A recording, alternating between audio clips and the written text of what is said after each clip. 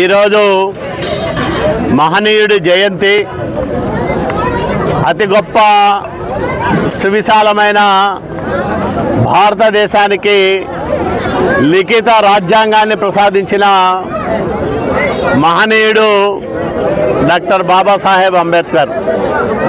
ఆ మహనీయుని జన్మదినాన ఆయన ప్రసాదించిన రాజ్యాంగ స్ఫూర్తిని కాపాడుకోవాల్సిన బాధ్యతను ప్రతి ఒక్కరూ తమ భుజస్కంధాలపైన వేసుకోవాల్సిన అవసరం ఉందని మేము తెలియజెప్తా ఉన్నాం.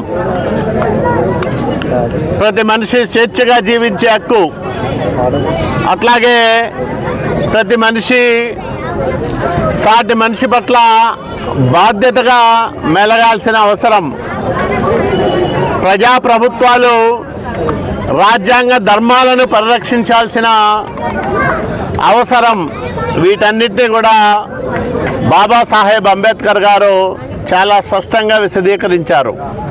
కానీ అంబేద్కర్ రాజ్యాంగ స్ఫూర్తి ఆంధ్రప్రదేశ్ రాష్ట్రంలో పూర్తిగా దెబ్బతిని రాజారెడ్డి రాజ్యాంగం నడుస్తూ ఉంది.